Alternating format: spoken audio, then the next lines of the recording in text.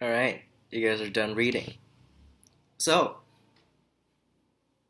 what do you think?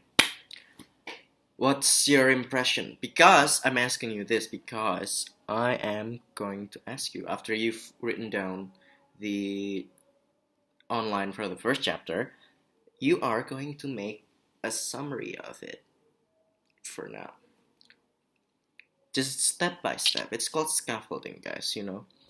I know the end goal is that you're gonna make a book report, but calm down. I'm gonna go through this one by one. And it's only like, what? 212 pages. So it's fine. Okay. What happened in chapter 1? I want you to summarize it to me first, verbally, before you write it down in written form. Right. The Baudelaire children are getting adopted again. And this time by whom? Who does Mr. Poe found? Who did Mr. Poe find? Dr. Montgomery. And who's Dr. Montgomery? Is he a doctor? Is his name implied? Or a scientist? Right. And do we know what kind of scientist he is? No, because why?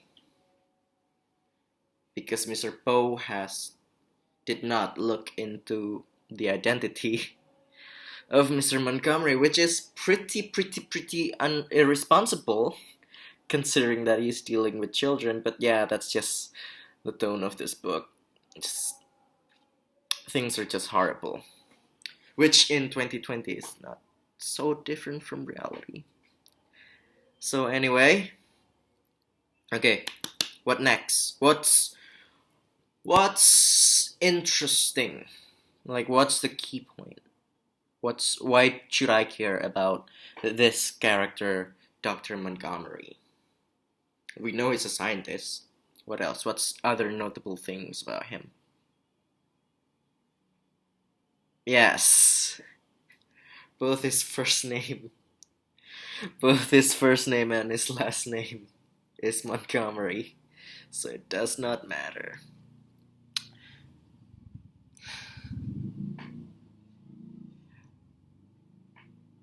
Do we know? Okay, what's the relationship that Dr. Montgomery has to the Baudelaire children? Right. Mm-hmm. And he was more interested because he's a scientist. One of the siblings are a bit of a is a bit of a scientist herself. Yeah, knows that. Correct. Correct. Now, okay. Now that this little brainstorming is not brainstorming, refreshing. I'm just reviewing what you already know from this chapter. So, okay. Now that this little review session is done, I want you, individually, of course, to write a summary of the first chapter. Now, I want you to submit this summary not in physical form because, as you know, our school is trying to be more eco-friendly. No more papers. So what I'm gonna do is that you're gonna submit it online. Essentially, you can submit it. I'm giving you options here. You can submit it on Edmodo, or you can submit it. You can post it on your blogs as a blog post. Right? It makes sense because extra content for your blogs and submission. So that's two birds in one stone.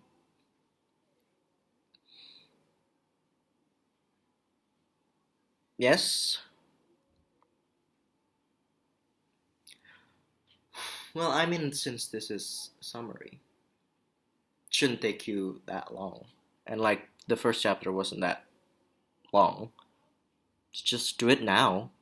I don't want to give you guys homework. Like, you're already stressed out enough. Yeah, just do it now, right now. Just go on typing.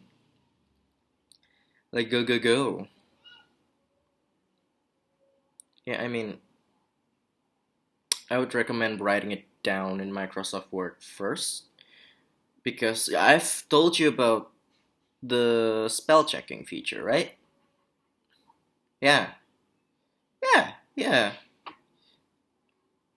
Uh-huh, so just like if you write on Microsoft Word first, you won't have to worry too much about grammar because you're getting your grammar spell checked by Microsoft Word, so it's fine.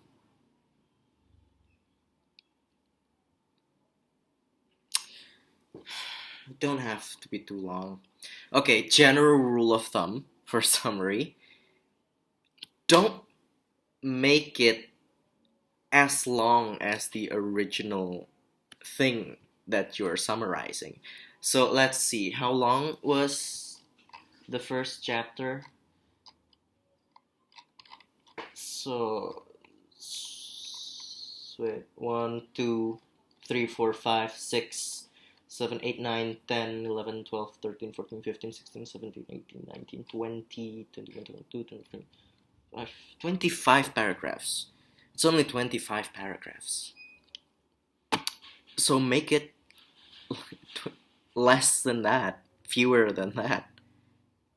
You can just write in like 2 paragraphs and it's fine. 5 paragraphs, fine. Yeah. Alright. Okay. Yeah. Okay. All right. I'll limit it to 3 paragraph stops. Okay. Okay. Start working now. Christ.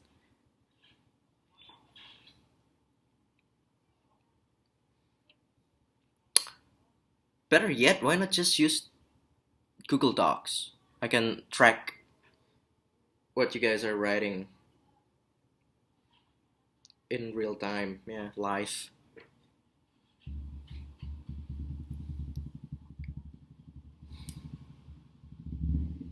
So I can, yeah. Good. Start writing. Everyone's already using Google Docs, so it's fine. I'm accessing them right now.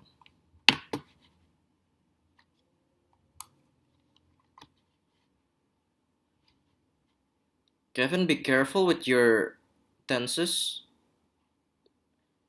Yeah, be consistent. You're already. Look, look at your screen. You're already using.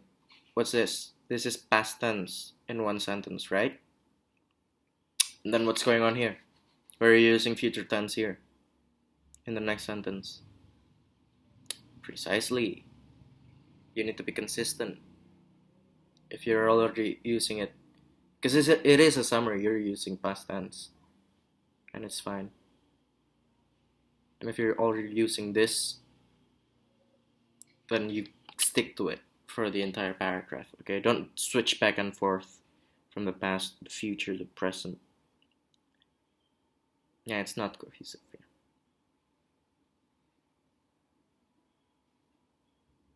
Oh, careful there, Donnie. Careful with the punctuation marks. What did I tell you? What is this? This sentence is way too long. What do you call that? A run-on sentence. Yes. There should be a period there in the middle. Where would you put it? Why are there so many commas? Right. Okay, thank you. That looks so much better. Okay. Carry on.